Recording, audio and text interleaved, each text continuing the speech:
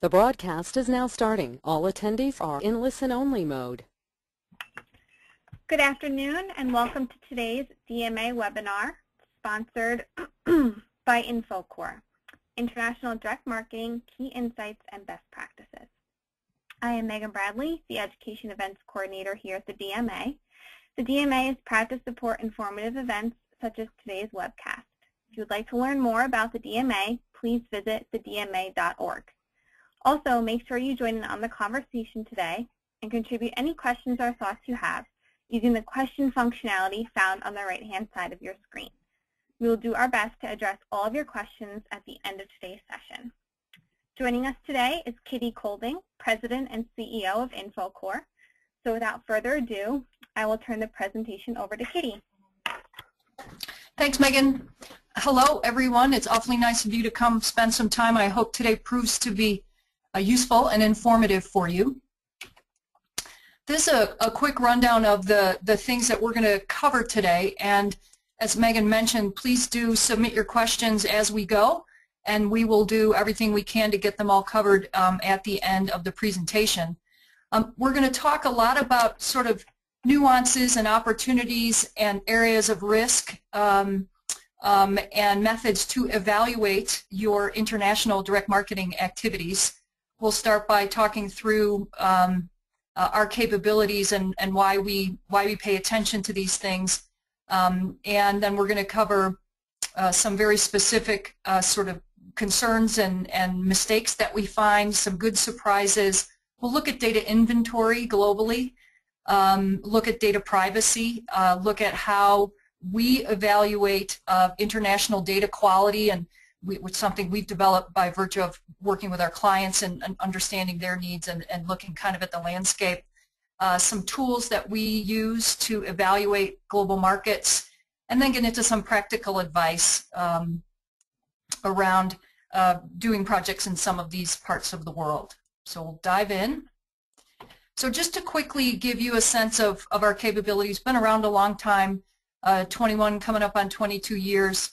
We really focus solely on sourcing data globally, so we don't own any data. Our only interest is in finding and vetting great data for client projects, typically working with Fortune 500 marketers, and we do a number of different kinds of data sourcing activities.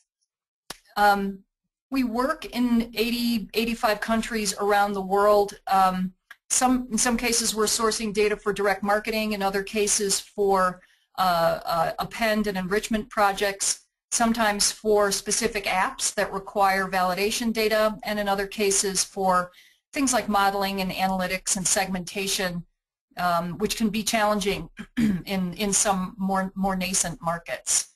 And so, you know, we don't necessarily work on individual industries so much as the business of evaluating and delivering high-quality data for explicit purposes. Been around for, you know, as I said, a long time, and really truly working all over the world. We have a strong business in the U.S., but international, I think, is probably what we're best known for.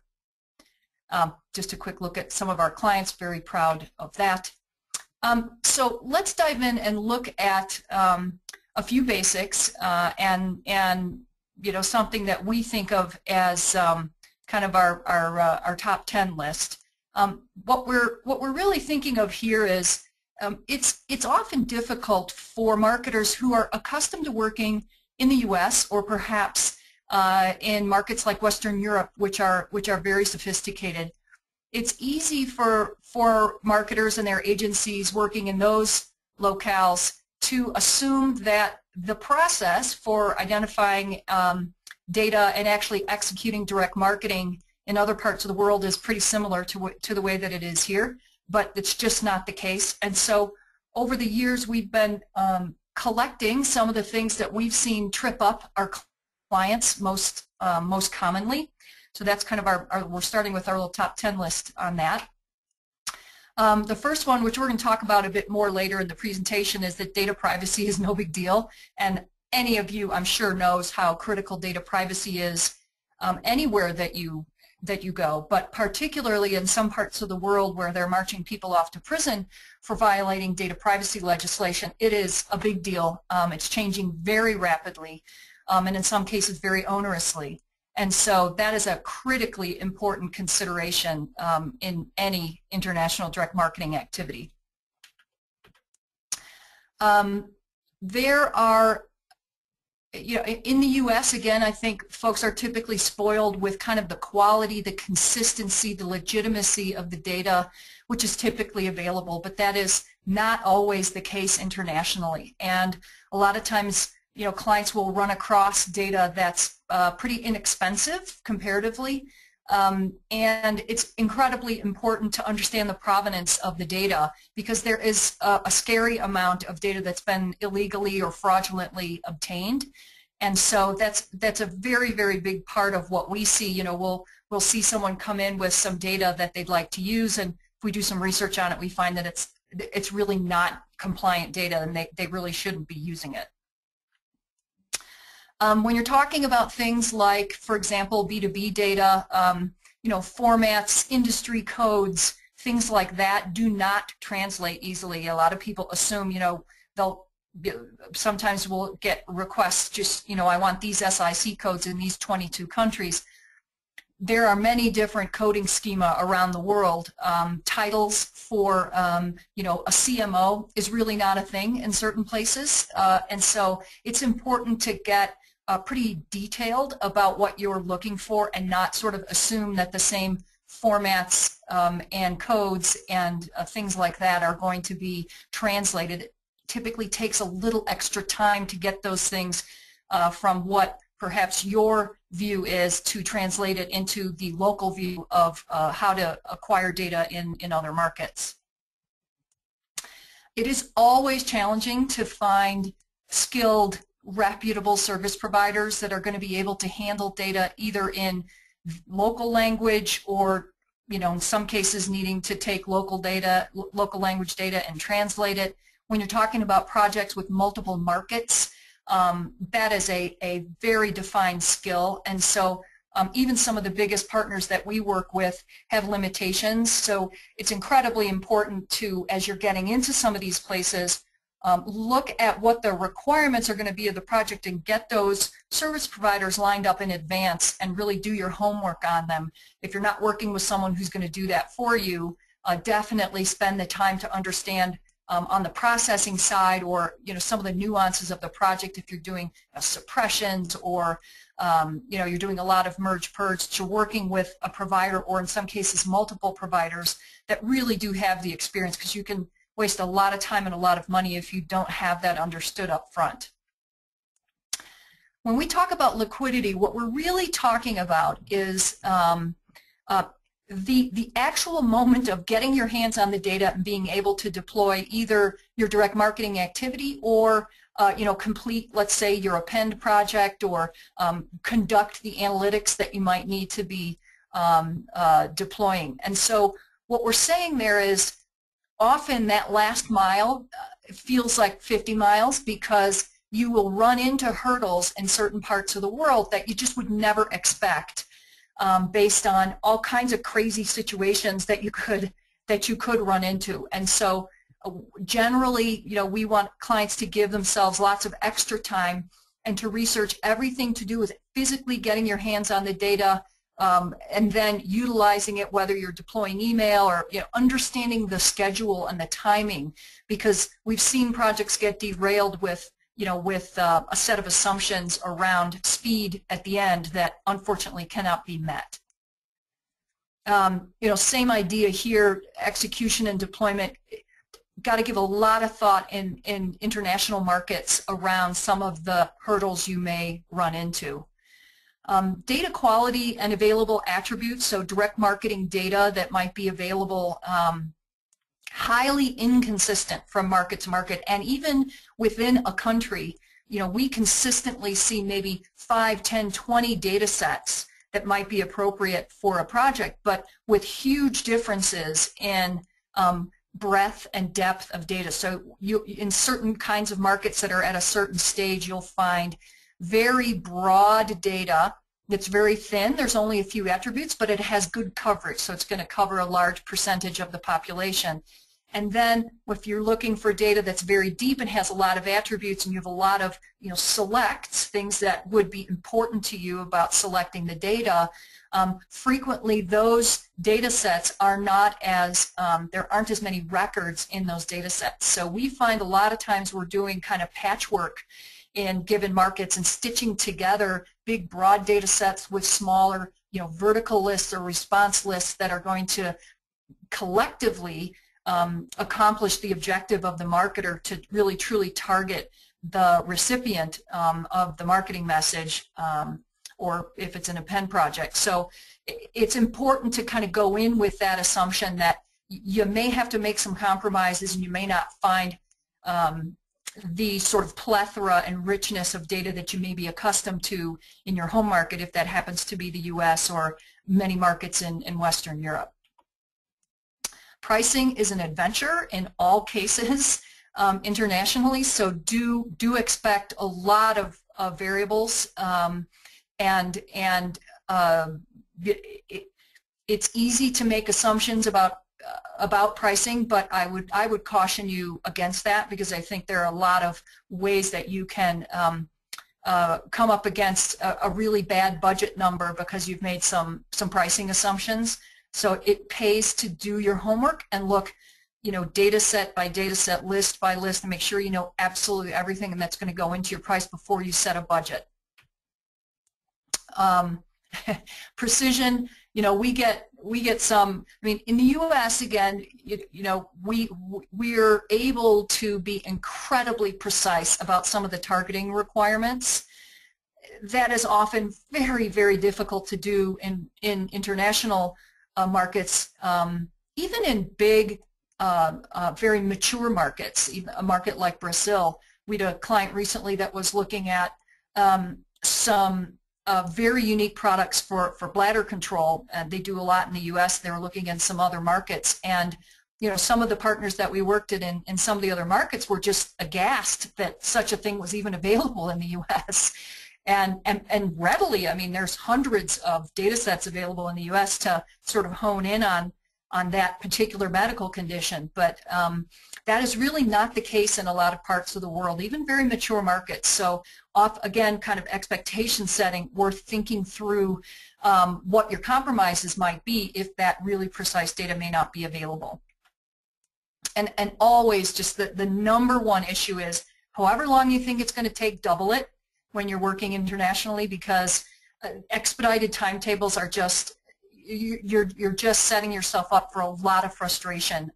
People tend, in other parts of the world, do not work at the pace that often we do in this country, and the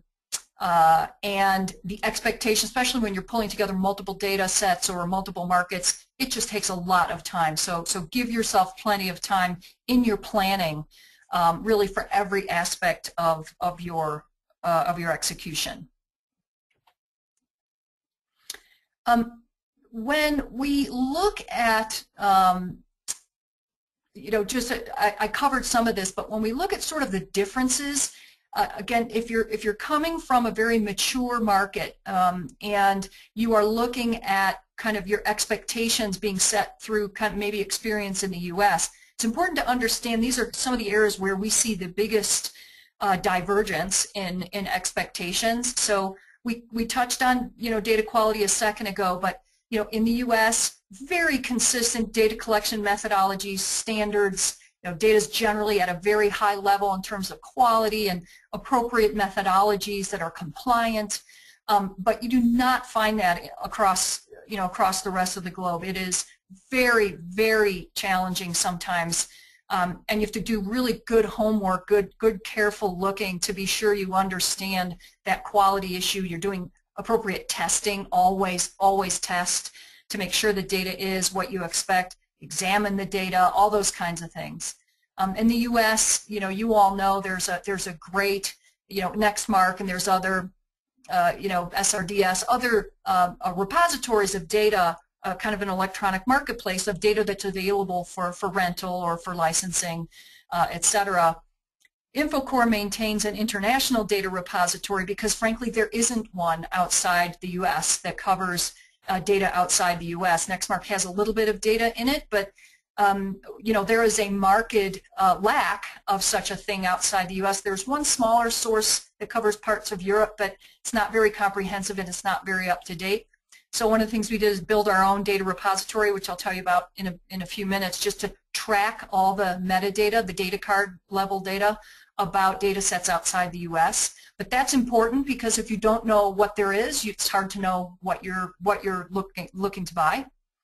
The ecosystem is a big deal, and what we're really talking about there is, you know, here in this country there's an extraordinary number of very capable service providers with a lot of experience, a lot of very specialized capabilities. There are smart brokers all over the country that can do great work, and you really don't find that as consistently outside the U.S.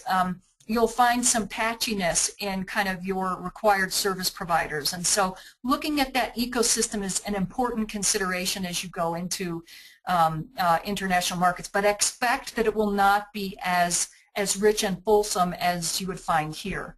Again, you know, pricing, as I mentioned earlier, full-on adventure at all times, so really be careful about pricing, and of course foreign currencies, and there's a lot of complexity there to keep in mind. Data collection methodologies, they can be very opaque in parts of the world, so it's extraordinarily important to dig into that with a lot of specificity.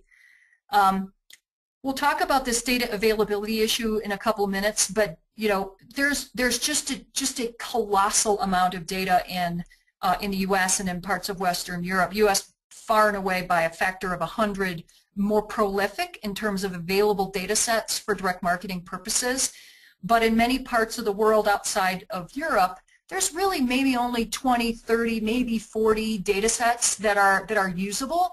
So you see just a huge difference in available sources, and it's important to kind of get your head around that as you go into those places. And then looking at kind of the pedigree of the data sources. You know, you'll find that there are people doing really good work in parts of the world, but they're not necessarily sort of what you would think of as a traditional data collection entity. And it's difficult to generalize, but it's important to understand that pedigree of the data collector. But there are, if I haven't scared you, there are some good kind of surprises that I want to draw your attention to for sure. Even in markets that are tough, there is a lot of data available, and I'll show you some kind of perspective on that in a few minutes. But even, you know, Turkey is one of the hotter markets. We get requests constantly for data in Turkey, B2B and consumer data. But even markets like China and Russia, there's a tremendous amount of very good data in Brazil. Poland, there's a lot of data. So even markets that you might think would be difficult, we have a lot of data, access to a lot of data in the Middle East, for example, which you might think would be difficult. But so there's a lot of data. You know, we are tracking about 2,000 data sets outside the U.S. that come to about 10.5 billion records. And so we know that's not everything, because we're probably adding 100 data sets a month to our repository, but we can tell you for sure that there's at least 2,000 compliant, good quality data sets around the world, you know, covering Eastern Western Europe, Asia, India, Australia, Latin America, you know, from Mexico all the way down the Middle East, and increasingly parts of Africa. Sometimes the U.S. sentiment or kind of the mindset is frankly more restrictive than it needs to be. So I'd urge you to open your mind to what's going on in the market you're working in and work within that construct instead of bringing a different market's construct and set of limitations. You know, sort of it's important to kind of get into that new market that you're working in and understand what the practices are there and work on that basis instead of trying to take other markets' practices and kind of impose it on there. You know, international data typically is pricey, but if you're smart and you're open and clear, we find we have a lot of good luck negotiating with data owners in foreign markets. It's critically important to be, you know, open and clear about the project and the objective, and I mean, admittedly, international data is more expensive, but it is possible to negotiate, and we always, you know, urge doing exactly that. And in some parts of the world, you know, I would say we've seen with a lot of success using private mail delivery services, which might seem ridiculous, but in some parts of the world, the postal system is just not very reliable. So if you're talking about, you know, direct mail pieces, this can be a wonderful benefit, and you can dramatically increase your delivery rates, the physical pieces making it to people's homes or mailboxes, if the postal service in the market you're working in is particularly inept or, you know, really not very reliable. So let's look for a minute at global data inventory just to give you some context for what we're seeing. And again, this is generated out of our international data inventory, our international data repository. So again, you know, this is not everything because we're adding to it all the time, but it's definitely the biggest collection of international data that exists in the world. And I would estimate we have maybe 40%, you know, in our repository. But when we go into markets, there is a sort of a continuous and ongoing process of identifying sources, developing relationships with them, doing an initial inspection and standards review of that data source to understand everything about what this source is, why the data is being sourced the way that it is, the validity of the entity behind it, that negotiation process, and then of course that last mile delivering the data itself. And you know, this is I think a good template that anyone should use for conducting an actual data review and purchase activity in any market, really. This is a little bit more about our repository, which I mentioned earlier, but at the moment we've got about 2,000 data sets, compliant data sets that we're tracking, about 10.6 billion records, about 20% are B2B, and about 80% consumers, you might imagine. And a lot of the data that I'm going to show you in a minute is emanating from this repository. But just to give you a sense of region by region, what we see in terms of global inventory for international markets, and we have this broken down on a country basis, so if any of you would like to see something that's broken down country by country, we have these little catalogs that we produce if you'd like to see that, to just show you list by list what's available. But just for perspective, I think we talk often to clients who think that there's not much data available, or they think there's way more data available than there actually is. So this is just some factual data. As I said, I know we don't have everything, but it's directionally accurate for sure. And as I said, this probably represents 40 to 50% of what's actually out there. We spend a tremendous amount of time every month going and getting more. And as I said, we're probably adding about 100 separate data sets to this every month. So it is a process for sure. A couple things that I think are really interesting when you look at in context and you compare market by market, just the quantity, just looking in really coarse numbers, looking at the amount of data that's available and doing some kind of normalizing it against something like population, you know, looking at a population ratio. You know, you look at the U.S. and it's, you know, 220. You know, is the ratio of records available to the existing population. Obviously, you know, a gigantic amount of overlap. But my point being that that's the highest that it gets is the U.S. And then you have a market like Brazil, where there's a tremendous amount of data.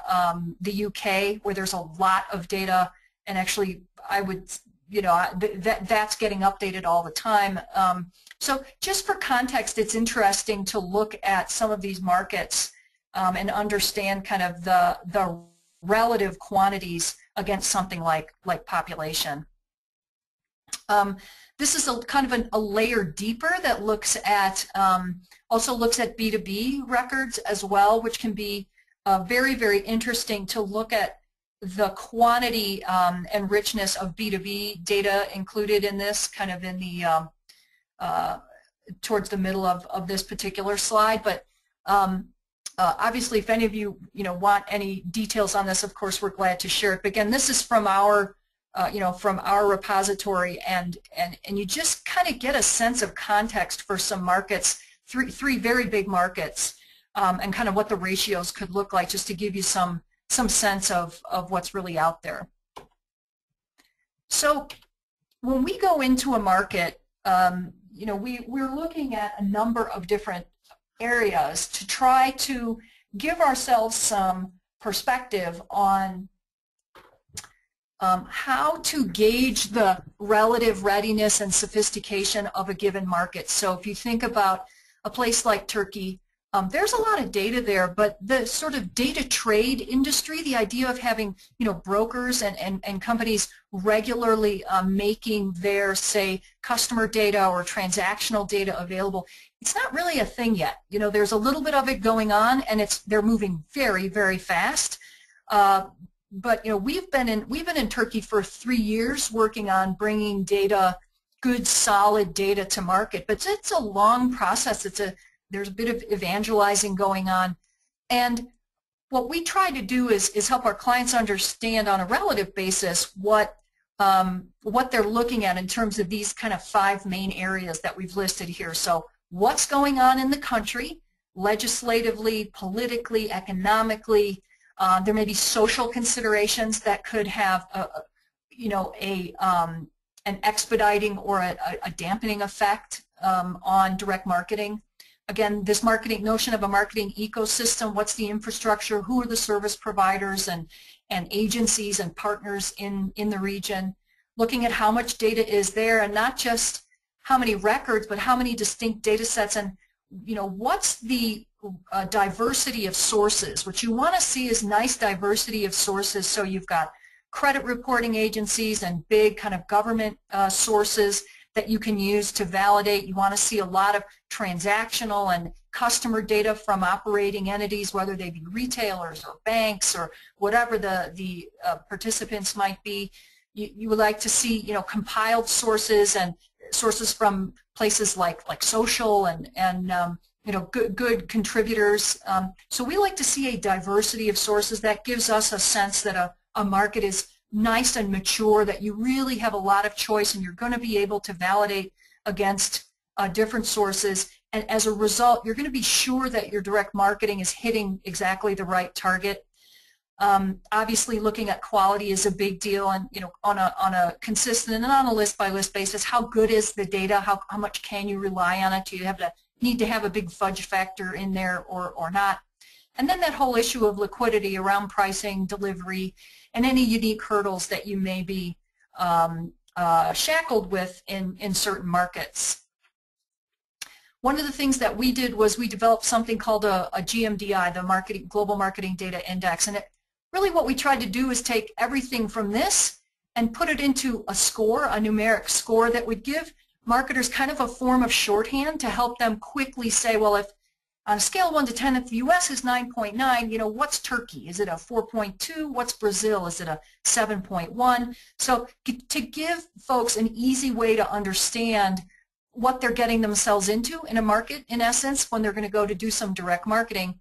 And we also think it's important to differentiate between B2B data and consumer data, because they often represent different opportunities and challenges even in the same country, as well as whether offline data like postal data is as viable, or frankly the reverse, whether online data like email is as viable a tool or a channel for marketers to use. So we think that if you're in a market, you should look at all of those things and have a way to kind of handicap what your expectations should be when you get into that market.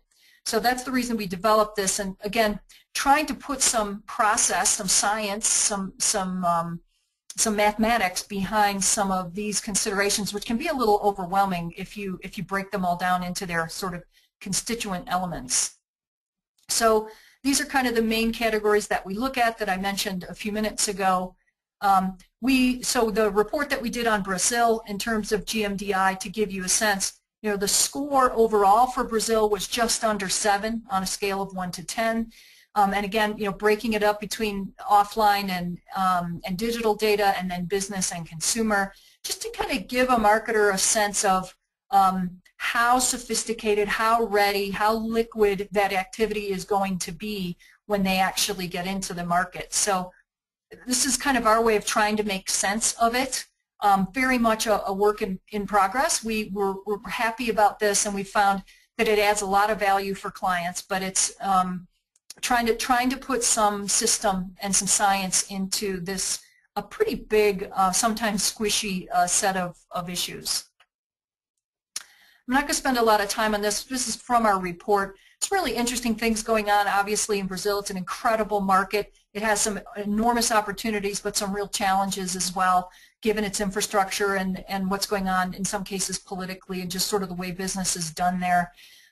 So, yeah, there's a lot to learn. If you are interested in seeing a copy of this report, we'd be glad to send it to you. The Brazil report is free, so if you'd like to see it, always happy to send something like that along to you. And so really, you can't really be thinking seriously about doing direct marketing internationally if you're not looking at data privacy. And so I am not going to take you through a soul-destroying, really detailed look at data privacy sort of from a lawyer's point of view, but there are some things to think about as you look at privacy policy around the world. This is kind of a heat map. The notion is, you know, where are the toughest markets in terms of data privacy policy? What are the most sort of permissive markets? And believe me, this is a subjective consideration. This is our view, which has been very much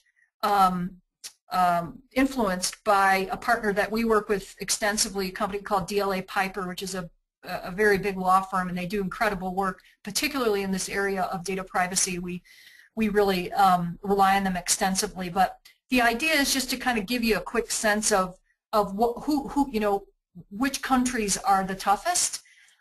In the past, it used to be that Europe had kind of you know, dominated some of the toughest markets. But as we continue to watch this space, we are seeing markets move to the left pretty dramatically.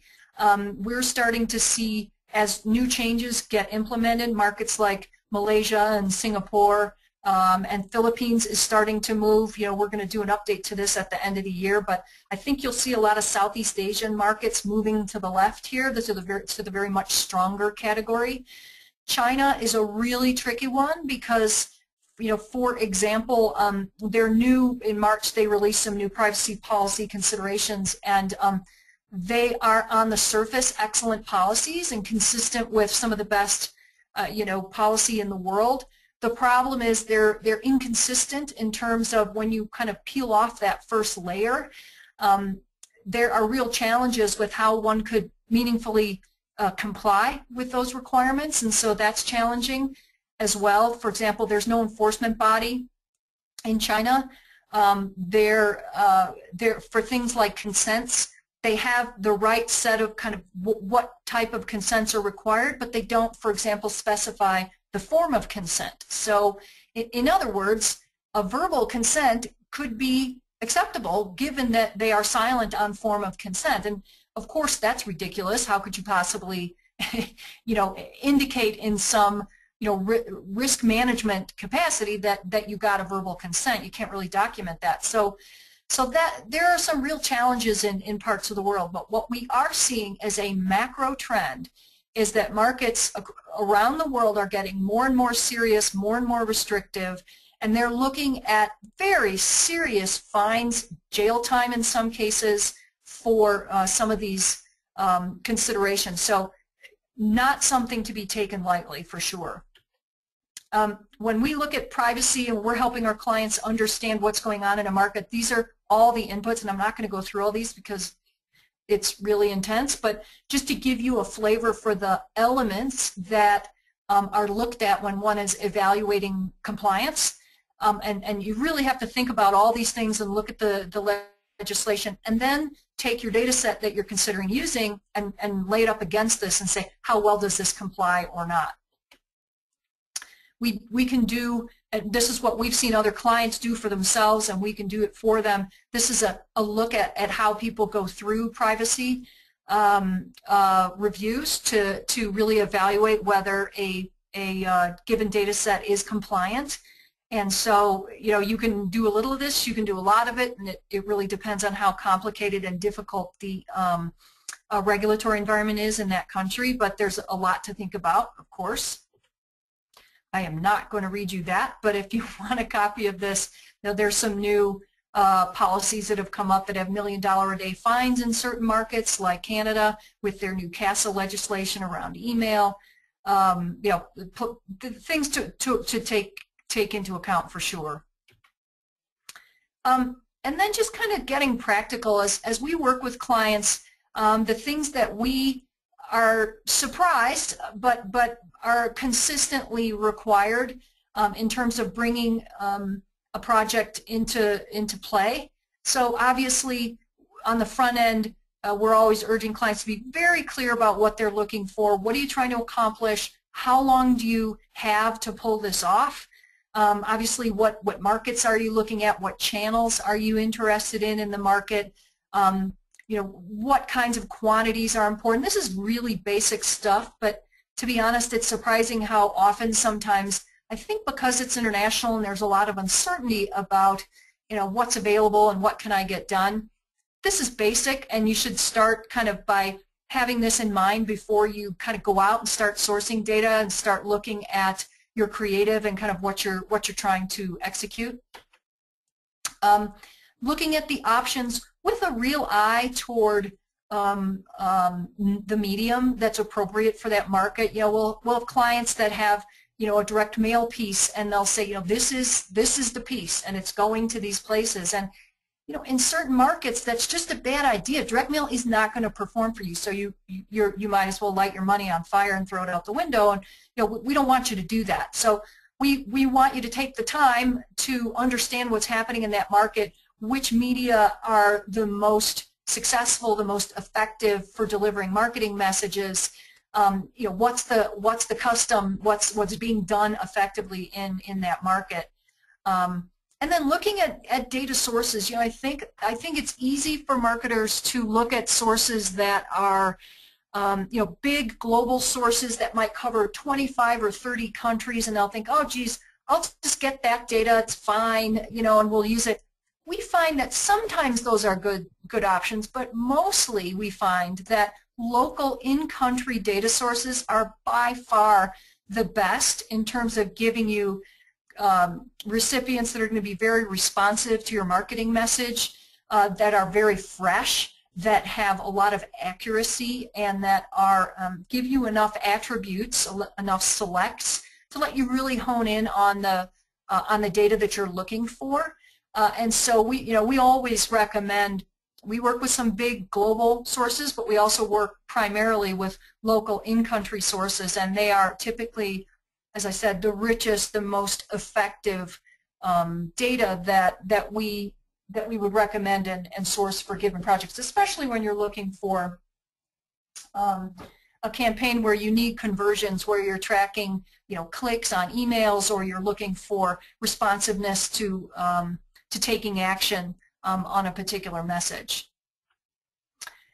And then you know, we always ask that you work hard on your negotiation. There are, as you know, many inputs to an effective negotiation, and what we see is the more context we can give the data provider, especially in markets where, you know, they may not be terribly sophisticated, or they may not do a lot of business with companies that might be doing this sort of project that you're doing. It's incredibly valuable to spend the time talking to those sources and really giving them as much insight as you can. And we typically find that yields a much better price that's better tuned to your needs and isn't kind of a standard rate card price, and ends up saving clients a heck of a lot of money. And then looking at, you know, the whole picture about who you're negotiating with, and is understanding what their service is like. you know, get some good references to understand how well they're going to stand behind the project and how quickly they're going to turn it around, their history, how long they've been, you know, in the business and serving clients, any hidden costs that incredibly important. Obviously, that's an issue everywhere, but we see that in international markets too often, I would say. And then understanding if you're going to need things like suppression and append services, if you've got a good processor, making sure you're in good shape there.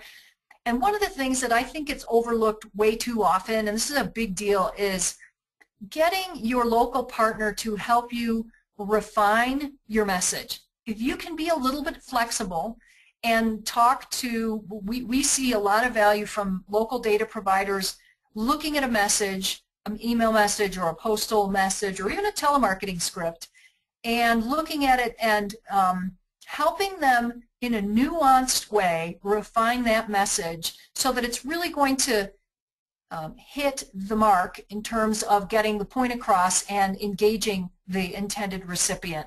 And you know this, but sometimes those things can be so subtle, and when you're dealing with different cultures and different languages, it's so important. They do it for free, but they're so happy to help, and we really see a lot of great refinements taking place as a result of relying on those local market experts who may be in place. And then of course, data compliance.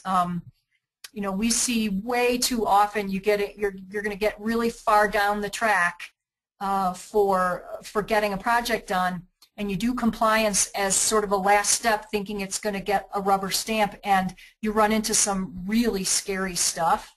And so, you know, I would say in terms of sequence, I would put that right up the top as soon as you start getting serious about one or more data sets that you may want to use. Understanding the market and then understanding the relative compliance of the data that you're looking at before you spend all that money and all that time trying to deploy your message. Really go to school on that. That's something we certainly try to help our clients with quite a lot, but we strongly recommend that clients take the time to do that as early as they can in the process, because otherwise it's horrible to sort of get ready to go and then find that you've got some horrible blemish on the compliance, and you know, now you have to start over. So those things are incredibly important.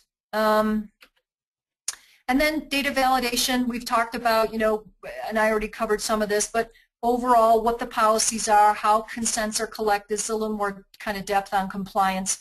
And then this last bullet point about knowing the law and understanding the difference between theory and practice, again, really important to consult the local experts and understand that the body, the written law may say one thing, but the way that it's actually enacted in that market may be very, very different, and we find that all the time. And so getting good up-to-date context on things like that, depending on the market that you're in, is really a good idea. You will learn so much, and you'll save yourself from a lot of worry in some cases, and you'll find a much more expeditious method of delivering your campaign or enacting your project from some simple fixes that you may not be aware of, but are commonly done and are perfectly acceptable. So always, as I said, we always like to consult those local experts and understand where you might be able to make some changes. You know, some little things that we would, you know, there's a million of these, but these are a few that are interesting. You know, postal services in China, so Beijing and Shanghai, their postal services actually compete with one another. And so we have clients that have come to us and reported that, for example, they sent, you know, they're thinking it's like the U.S. They sent all their mail pieces to, let's say, Beijing, and assuming that Beijing is going to, you know, distribute them to all the local postal entities around the country, and they don't. And we've had clients tell us that they ultimately discovered that they delivered all the Beijing mail, but they, you know, disposed of, literally threw in the garbage or burned the pieces for other markets. So you see things like that. I mean, we have multiple kind of issues that we've run across.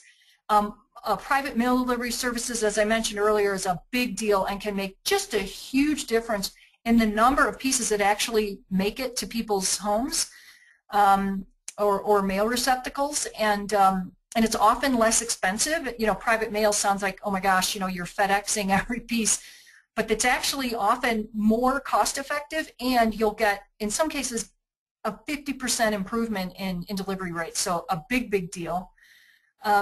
Things that, like in the Middle East, their weekends are Friday and Saturday, not Saturday and Sunday. So if you're going back and forth and you're expecting something to happen on a Friday, it's not going to happen. So things like that. Think about this notion that in some parts of the world, consumers might have 2 or 3 or 4 mobile numbers for a variety of different reasons. And so that's really worth considering. To be very careful about buying, let's say, SMS data for doing a campaign like that. You want to be really careful about not hitting the same person 2 or 3 times. So understanding nuances like that as you go in are incredibly important. And for example, if you're doing telemarketing in Hong Kong, there are 3, at least, do not call type lists that regulate different kinds of telemarketing activities. And one is specific to pre-recorded messages. So that's one of those legislation or kind of practice, theory and practice kind of things that are really important to understand when you're talking to a local who would be able to tell you that, and how to make sure that you're scrubbing up against things like that before you would try to do, let's say, a telemarketing campaign. But for Hong Kong, it's fast becoming one of the toughest regimes, data privacy regimes in the world. And so we would caution you to be very careful about thinking through things like that as you're going into execution. And that is the end of my set of slides. Happy to take any questions that may have come through. Okay, well, we do have 2 questions here. The first one is, with Fortune 500 companies, a lot of them have local offices all around the world. Why wouldn't they choose to execute marketing from the local office instead of attempting to do international campaigns? Oh, that's a really good question. They often do, but what we see happen sometimes is that the local office may be very, let's say, product focused, or they may be very focused on supporting existing client relationships, and they may not have a large enough set of staff in that particular location to kind of accommodate all the different things that may be required from either from strategy and creative and design all the way through execution. And so they'll have kind of a network or a matrix of different partners that or different divisions inside the overall entity.